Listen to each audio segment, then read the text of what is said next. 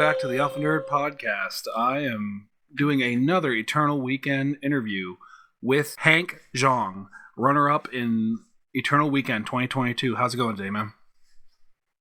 I'm doing well. How are you? I'm good. So, you were my round one opponent playing 4-color. Let's talk about the deck a little bit and see how you feel about it. Yeah, I think we were playing the mirror match, actually. Yep. The deck was actually not going in. I knew it wasn't the best choice because mono white initiative we knew was going to be all over the place, and the deck actually does not have a good matchup to it. So the deck list I played was pretty much the stock list. Yeah. The only choice I made was instead of 2 Narsets, I played 2 Snapcaster Mages. Yep. I was just about to ask you about the Snapcaster Mages. I was going to say, they obviously did well. You took second. Yeah, so that was one change, mostly for Mono White Initiative as another flash creature to take back the initiative. And it also happens to just be better against other creature decks where Narset just dies after one activation. Snapcaster allows you to reuse your removals, which is really important against decks like Delver, Elves, and Naya Depth, and any other creature deck, really. And so they overperformed throughout that tournament. Yeah, that was the only major change. I had a couple of Brotherhood End in the sideboard because I wanted to basically have additional sideboard cards for 8-cast because I thought there was going to be a lot of 8-cast players, and just having an additional masked removal against elves is also really helpful, and DNT, and even against Model Y, like Brotherhood End is not terrible because it deals 3 damage, which does kill most of their threats. Yeah. So yeah, I was just about to ask you the Brotherhood's End. How did they feel? Because I saw that and I was thinking about putting that in before that event as well, but I wasn't too confident in it. What I realized in practice was that at least in practice they were kind of hard to cast because of the double red, and the deck has cards that cost double red, double green, double blue. Yeah. And that made it kind of awkward sometimes. Oh, and you want to be able to activate Mystic Sanctuary, which means you need to have triple blue, essentially, right? So that made the mana really awkward. My thinking was that Brotherhood End was mostly for decks like Elves and Acast, so they don't play Wasteland, and therefore it shouldn't be that big of an issue to play it. Oh, and also mono red, which doesn't really matter because if they play Blood Moon, then it actually helps you to cast the Brotherhood End. Yeah, because you're already stuck at 3. And they turn all your lands into mountains, so you can just play it. Nice. So that's why I didn't think the mana would be an issue. But in practice, for example, I played against, I think, Mono White, and even though I voted them in, they weren't that great because I had trouble because I wanted to have both double green for endurance, but also wanted to have double red for Brotherhood End, but also all the blue for Terminus. And there was actually a game where I think that prevented me from being able to Mystic Sanctuary back a Terminus. But if I just fetch all island duels, then I wouldn't be able to do it. So just small things like that. But overall, I think it's still a really powerful card, and you could probably play just 1 copy instead of 2. Yeah. And maybe play like a Cold and Let's Return or like another Meltdown or something like that. Okay. Yeah, I went with Kozilek's Return that weekend. And like you said, the initiative deck was really everywhere. With that, do you think they're going to make changes to that deck, or do you think they're going to keep it around for a while? Probably keep it around for a while. I don't think it's that, well, I don't know really what the win percentages are right now. I think it's pretty high, like definitely above 50%. But so is Delver, and Delver has been like that for quite a while now. So I don't think they'll do anything to it just yet. We'll see what happens. I just know that I don't want to be playing a control deck against it. That's all I know. Yeah, it seemed very. When I got to play, I played it as my round 5 opponent. It just was very. I felt very lackluster in everything I did. Like even my powerful moves didn't feel good. They didn't feel strong. They didn't feel like they did a whole lot. Yeah, and if you do want to play a control-ish deck against it, I actually recommend a deck. I played against in round 6. I played against Kyle, another Kyle. I forgot his last name. He was playing an Esper Stoneforge Initiative deck that was actually quite interesting. I believe he almost top 8 it. He lost his like win and in, I think. And that deck was interesting because it was playing Baleful Strix, Stoneforge, and a few copies of the White Plume Adventure. Okay. So it's like a mid-range. It's not a true control deck. It's more of like a mid-range deck, but it has the ability to take back the initiative from the initiative deck. Probably be able to hold on to it too with the swords and stuff, depending on what you have in play. Correct. Okay. So that might be a better deck moving forward, or just some kind of a Stoneforge, you know, mid-range deck might be a better position if you do want to play with Swords of Plowshare and Force of Wills. Yeah, I was actually in the brew tank the other day, and I don't have much of a legacy group around here anymore. Most of them quit or got bitter over cards and inner conflict in our group. But I was actually brewing around with Stifle. I feel like you might have something again with Stifle. Might be important to be able to stifle out the initiative trigger if you don't have it, or be able to get something out early enough, like your Oros, or use it with your Snapcasters to keep them off the board just that little bit of time. Yeah. Stifle is an interesting idea. I think in a similar vein, the 2 dress down I played they were great. I mean, they overperformed as well. I definitely was able to counter one initiative trigger with dress downs. And because basically when I played, all my opponents were playing some kind of a creature deck. I played quite literally 0 combo decks. Dress down, yeah, was just amazing. Yeah. I only got one combo deck out of the whole time, and it was Oops All Spells, and that was just kind of a cakewalk since main deck endurances exist in our 4-color piles. Yeah. Yeah.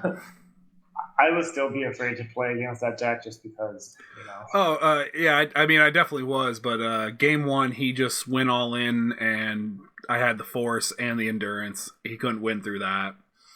And then our game 2, I kept a 1-lander, which was bad, but it was Flusterstorm, Endurance, Surgical Extraction, and I drew into my other Flusterstorm and other Endurance, and I believe the Minskin Buddha pitched for the Endurance. So I just couldn't let that go. I was like, I'll run this, hope for the best. Yeah, combo is not in a bad spot right now because I think all the decks are trying to deal with initiative. And so I think people are starting to cut a lot of combo hate. Like my sideboard, for example, was very light on combo hate.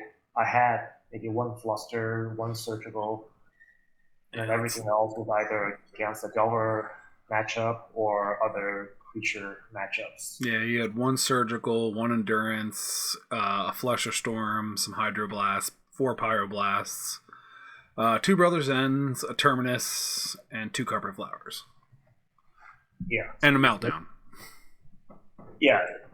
And I realized, I think a little bit afterwards, that the A-Cast matchup was I think I was over prepared for the A-Cast matchup because I would bring in half my sideboard and it was just overkill. It was just like, you know, crazy amount of removal, Brotherhood's End, 4 Pyroblasts. Yeah, I had stuff for that matchup as well. I didn't see it one time. Like, yeah, it was mirror match with you, oops all spells, and then the mirror match 2 more times, and then 1 Delver, and then initiative. And that was my day. Yeah, and I think that 8 cast is actually not too bad because it's pretty good against initiative. It does take back the initiative easily with the ability to play Thopter tokens and Fall Monitors and Urza Saga tokens. Yeah, it was, but you definitely did well. Like with all your choices, I can't, we can't sit here and debate your choices. You made top two, like, and your last match was against Delver. Yeah, I think honestly though in the Swiss I had to get extremely lucky against Mono White Initiative because round 5 I played against White Initiative and my opponent we went to 3 games and my opponent like one game just had a good opening hand but proceeded to draw 5 mana sources in a row or something absurd like that. And then there was another game 3 where I think he missed sideboarded because he boarded in his Leyline of the Boys, which are not that great against full color control. No, it's fine, but it's not worth the 4 sideboard slots. And he opened his opening hand game 3 was double Leyline, which was effectively a mode of 5. And the rest of his hand was like okay, but just being down 2 cards, I think that was enough for me to get over the hump. Yeah, I was gonna say when you said Leyline, I was like, that's not really that good. And I was like, oh well, if you're super reliant on the Oro games, then yeah. But other than that, it's. But you play dress down, so you can just cheap it in if you need to too. Correct. And I mean, it is particularly good against my build because I'm also playing Snapcasters. Yeah. But it's fine. Like I was actually cutting the life loam against White Initiative anyways because the loam package was just too slow. Like you don't really have time for it. Yeah. And then my round 8 White Initiative opponent again, you know, game 3 I just had to get insanely lucky against him because I ended up having to terminus naturally twice off the top. Yeah, I was actually watching that one. I was like, all right, there's Yeah. one terminus, and then he reestablished himself very quickly, and you're like, well, I have to rip Right. the next terminus, and you're like, oh, there it is. Because the problem with initiative is that it keeps going, so then it never really stops. So the threats keep coming. So I had to double terminus and then find a creature to attack him with fairly quickly. And then he had also proceeded to draw again like 4 mana sources in a row or something like that to have like basically nothing for me to win that match. And that was also a match where I got a game 1 loss because of a deck registration error where I registered a snow covered. No, I registered a snow cover island, but I had a basic island in my deck. And that was but I got deck checked. So that was like really, really, really bad, obviously. Yeah. But yeah, after going 8-0, I just double drew, and then made top 8. And then in the top 8, I think the green white depth match was interesting. I think I made a slight misplay game 3 where it almost costed me the match, and I think I'm not sure if it's on the stream. I think Anurag might have switched over to another match during that during my game 3 because that match went on to be like an hour and a half. Game 3 of that match was super interesting because it ended up being a situation where I literally drew 5 lands in a row, but I wasn't playing my lands because I was trying to bluff.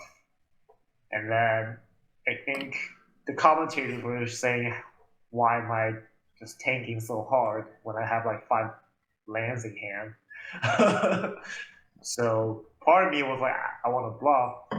My opponent think that I've got something. But part of it too was I was trying to figure out whether I should hold my lands or brainstorm, or if I should play them out. Because at that point, I had so many lands. I drew so many lands that game. I ran out of fetchables. Ugh. I had every single fetchable land in play already. That was how flooded I was. And so I was just holding like four fetch lands in my hand. But my opponent was afraid. So he had an active Knight of the Reliquary, but he didn't want to attack because he was afraid that I might have Plow or something like that. So Yeah. he was holding his Knight to get Sajiri step to protect his Knight. And if he just attacked me a few times with his Knight, which was huge, I would have just died. But he chose not to. So I was able to, on the final turn, he was able to make like he was able to make a Dark Depth token, Merit Lage, yeah. Mirror Lage token. And then I had to, the only way for me to win that game was I had to brainstorm, put the Terminus in my hand on top, play Dress Down, Dress Down, draw into the Terminus to Terminus the Narrow Lage token and the Knight of the Reliquary. And yeah, he had nothing after that. I yeah, just was able to win pretty easily from there. Yeah. So that was a crazy nail biter.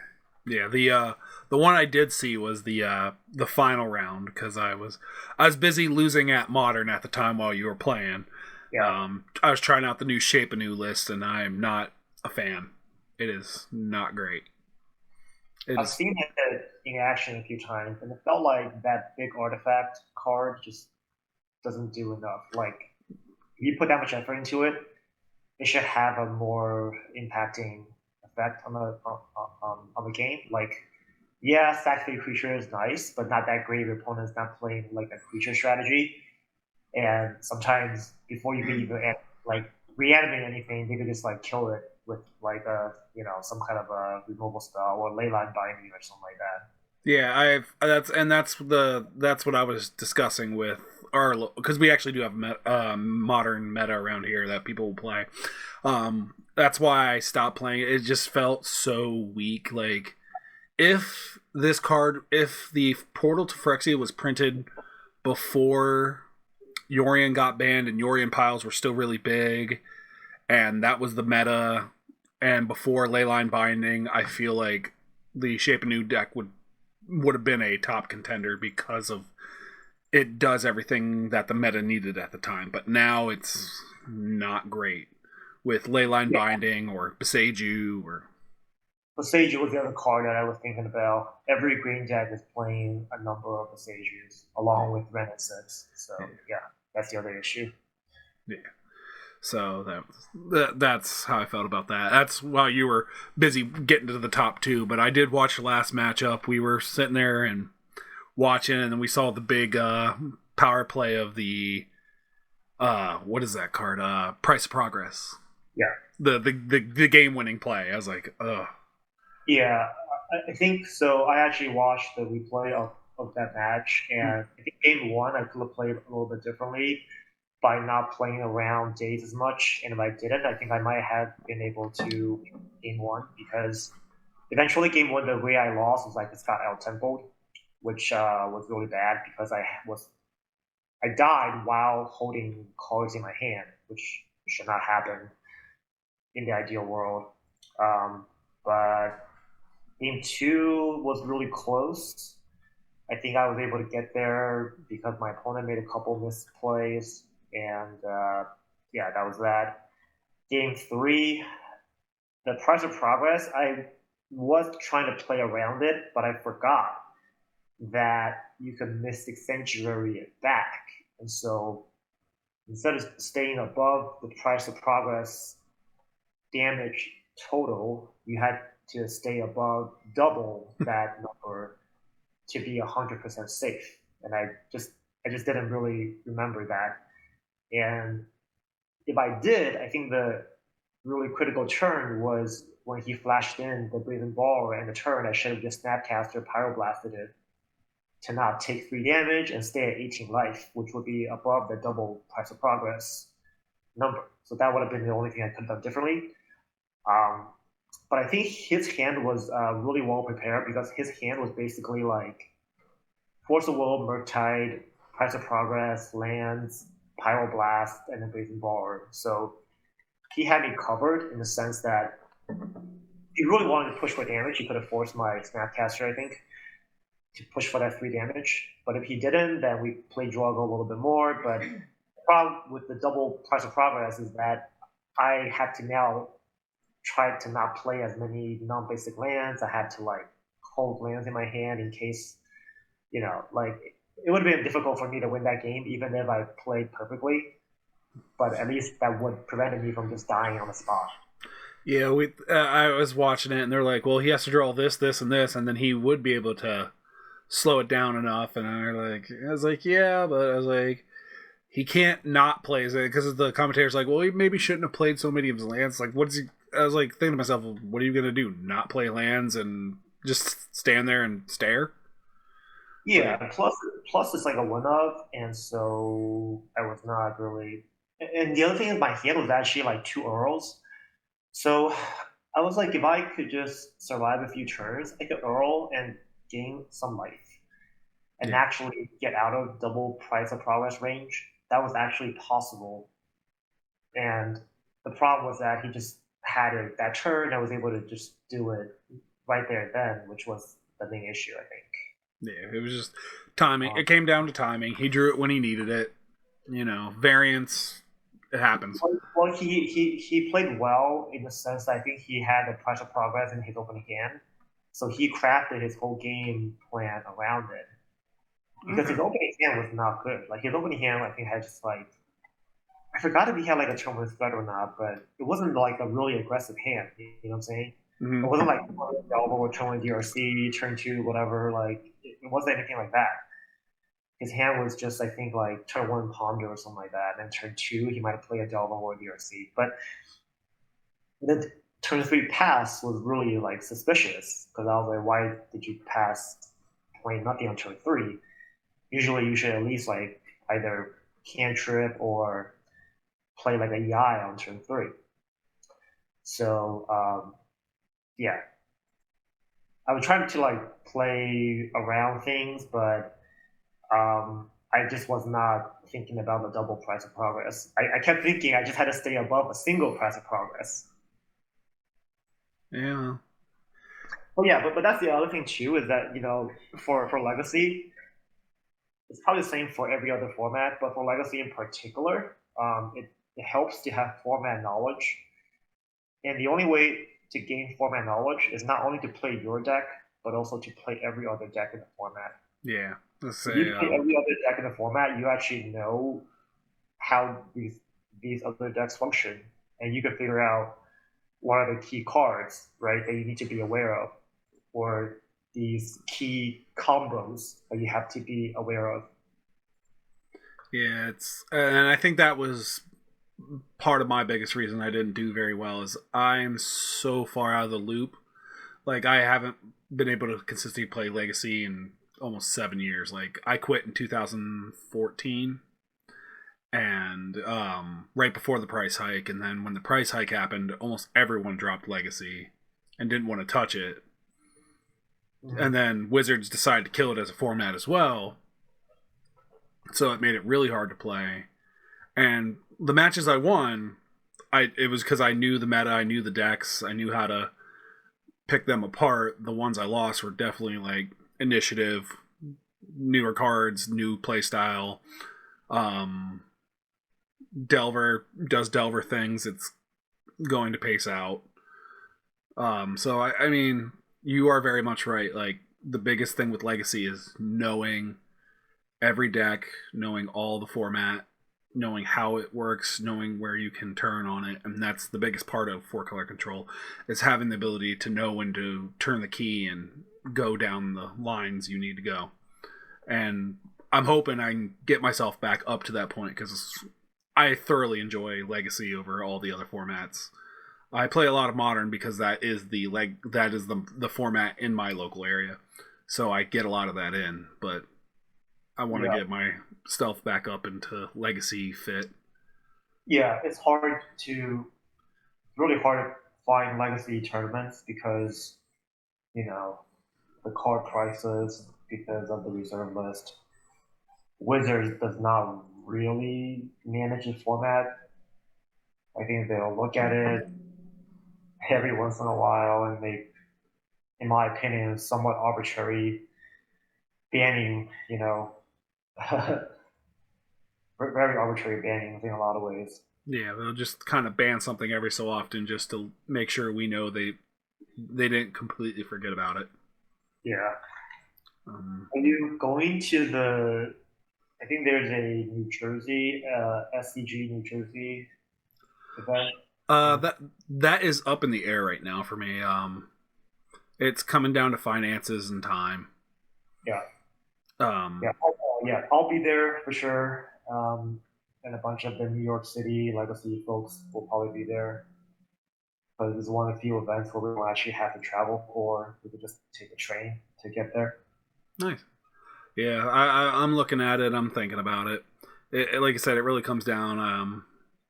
One of the main reasons I probably will end up if I do go down is I picked up a collection at auction the other week for $60, which was definitely in the four digits as far as Wow. value. Because I live, Wow. like I said, I live in a little mountain town, so a lot of Yeah. things go through auction that shouldn't go through auction. Okay. But yeah. So my next question, I guess, near the end is, when did you start playing Magic, and what was the first set you remember playing? Oh, I started during the Odyssey Onslaught standard rotation, whenever that was, 2004 maybe. Uh, I think it was, yeah, 2003, 2004. Because Yeah, I was already playing at that point. I started in Prophecy in the rotation of Invasion, so yeah, that's about correct. yeah. Oh, So that was also a bad time. yeah, and when I first started playing, I was just drafting at my local game store, and drafting was really fun. That's really how I got addicted, I think, to Magic. And then once you start drafting, you start accruing a collection. But Yeah, back in the day, I think you just rare draft whatever you open, right? I still remember it was $6 a draft, and I $6 was draft. I was winning these drafts quite a bit, so I got a whole bunch of fetch lands, and then I started building, standard decks at the time, which was Blue Green Madness, and then later on it was the Onslaught Goblin deck. Yeah, Played a little bit of Onslaught block, and then I went to college, so I played Magic for 4 or 5 years. And then I think like most people, once they started working, they had some additional income. They started playing again, and that was 2009 and 2010, and that was also when SDG started bringing back Legacy. yeah, yeah. It So was. that Yeah, that's when I got back into the game because I quit right, around Kamigawa because I didn't like Kamigawa as a set because I just felt they were just trying to piggyback off of L5R and everything else and trying to do what was trendy at the time. So yeah, I kind of went against that, but then I came back into that around that time because they stopped doing extended. If you remember extended as a format, the I do, yeah, that was also a bad time. yeah. It was what I wanted, fairy shamans and something else were the decks at the time. Oh, Stoneblade when Stoneblade first was created. yeah, I really liked extended back in the day because I've always liked to play with older cards, and I didn't like to have to keep up buying new cards all the time. So when extended was around, I wanted to play extended, but then extended also rotated, right? If you remember back in the day, there was like a longer rotation cycle for Yeah, it was extended. like the last 12 sets, every like 10 or 12 Like that. sets. Yeah. Yeah, but they kept changing the rules. But then when Legacy actually came about and SCG really started promoting it, I was like, wow, this is like the perfect format for me. So then that's when I started playing Legacy more seriously. Um, and then that was when I started, yeah, like buying more duels and all the legacy staples. And then once I moved to New York, that's when I started to also play vintage because in New York there's a pretty big vintage community of sorts back in the day. Like, not that everybody played vintage, when I say big, maybe like 30 people play Vintage in our That's area, that's which is a lot still of people. Yeah, but then we were traveling to nearby towns to play Vintage, almost every month. And yeah, so that was when I really started to play more competitively. But before that, it was just all more casual, just whenever I had time. yeah Yeah. yeah. That's oh my gosh. If you start an Odyssey, like that's such a long time ago, and just thinking about some of the eras we went through during that time. The so you were there for the Vault Whisperer of the Vaults combo deck with Skull Clamp and all that fun stuff. I Uh, remember Skull Clip.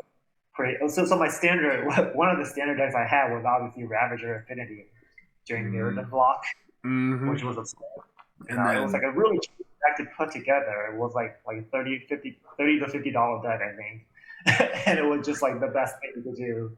yeah, Even even when like these like affinity slash artifact hate decks were playing four oxidized, like four Viridian Shaman, like all the artifact hate fell, they were still losing to affinity.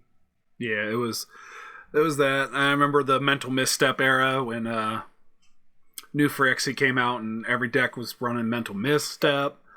That was Yeah, also a trash time to play. Then we had the yeah, Treasure Cruise dig through time. yeah. I mean, ultimately, though, I do think that if you're playing Legacy, that powerful things do happen, and you just have to just play with the most powerful thing there is right now, and that's never going to change because just given the nature of the format, there's always going to be some weird combo that like they don't test for or some weird interaction. Yeah, Um, and I think that's actually what makes the format like interesting because there's a lot of people now who play really really old, what do you call it, like true eternal formats like old school or pre-modern. yeah, the 93, 94 leagues that they're running now, and And I just cannot ever play those formats because they don't ever change. They are truly just going to be the same forever. yeah, And sure, it's fun to play the format for maybe a few months, but once you figure out all the strategies and all the decks, that's pretty much it. Like it's kind of solved. But the yeah, cool thing about Legacy, even though people complain about Wizard printing all these crazy cards, all the what do you call it, all the like initiative and then like yeah, monarch, like all the commanders mechanics, that they get introduced to the format.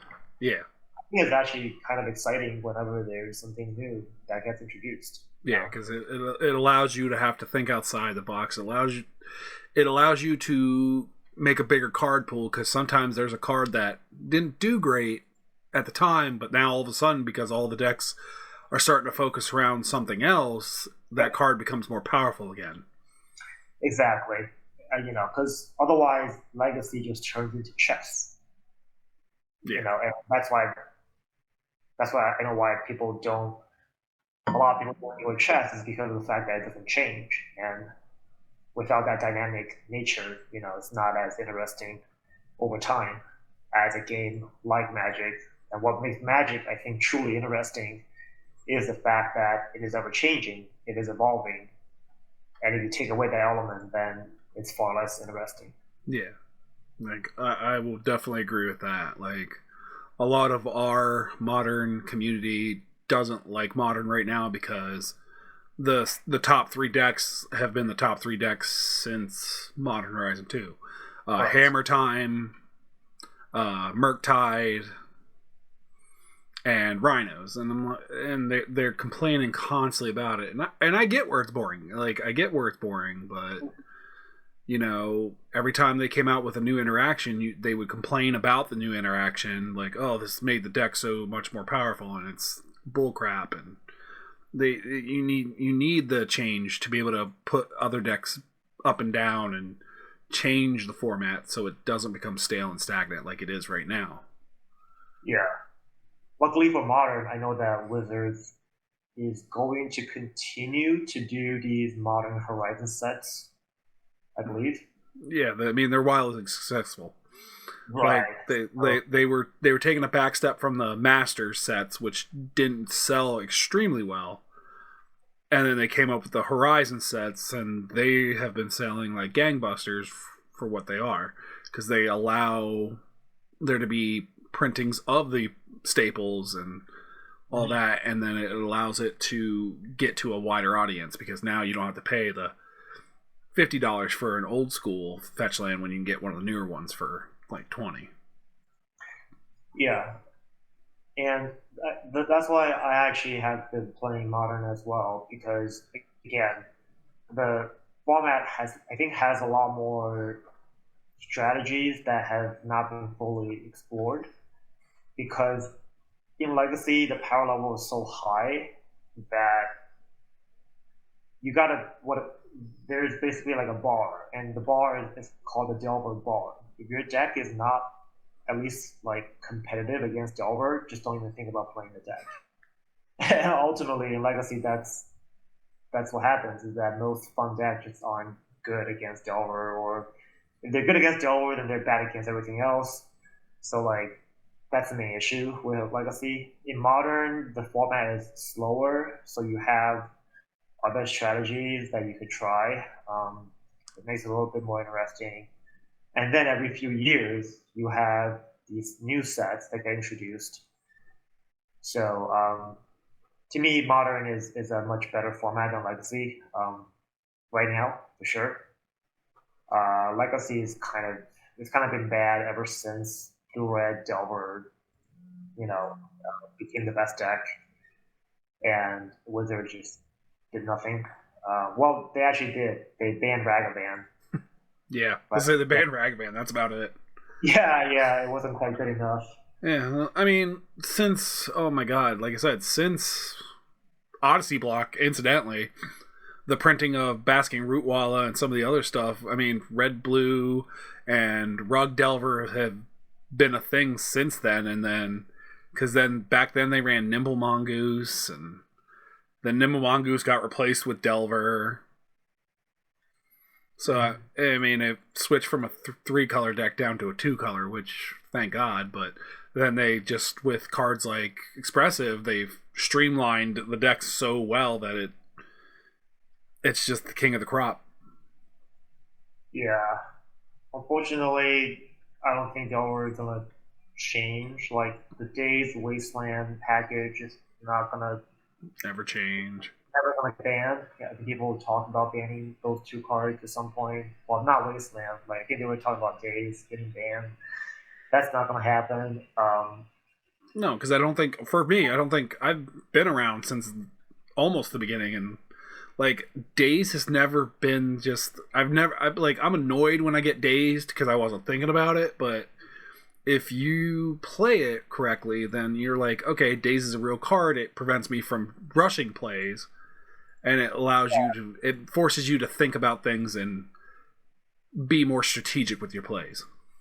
Yes, I think Days is really great to be to.